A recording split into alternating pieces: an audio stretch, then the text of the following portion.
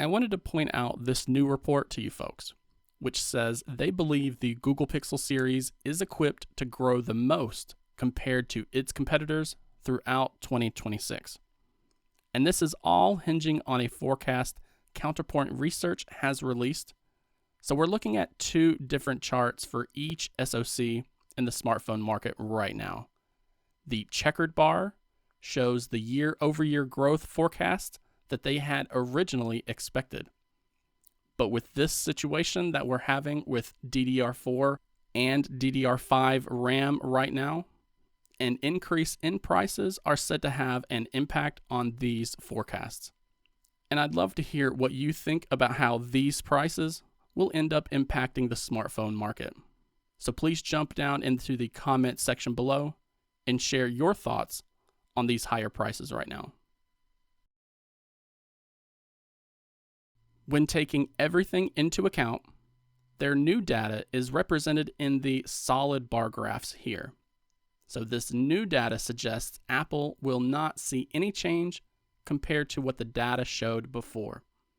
But if we take a look at Qualcomm chipsets, for example, Counterpoint Research was initially expecting a very small drop in shipments this year, and that had to be revised to project a decline of almost 10% for the year. The data is very similar for MediaTek as well, and Unisoc, which had projections showing some slight growth before, only to see that graph reverse to the negatives once we take higher RAM prices into account. And they believe Unisoc will see the biggest drop this year, citing its exposure to the shrinking low-end 4G market as their main reasoning. But this report says Google Pixel is expected to see major growth numbers this year, all thanks to the AI-centric Tensor chipset that they've been using, alongside all of the new traction they've been gaining in regions like Japan and the United States lately. They cite progress of the 2nm Exynos 2600 chipset for the main cause of growth for Samsung this year, which makes sense considering how bad they've been doing the previous years.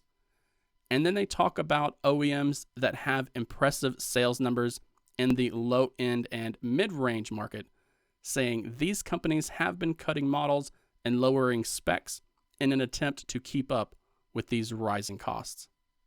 Now, there's definitely a lot to unpack here, even with most of the data being contained to a single graph.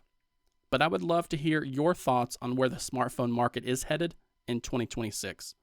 So please share your thoughts down below. And also consider clicking on that like button as well, and sharing this video on your favorite social media website too, because that really helps the channel out.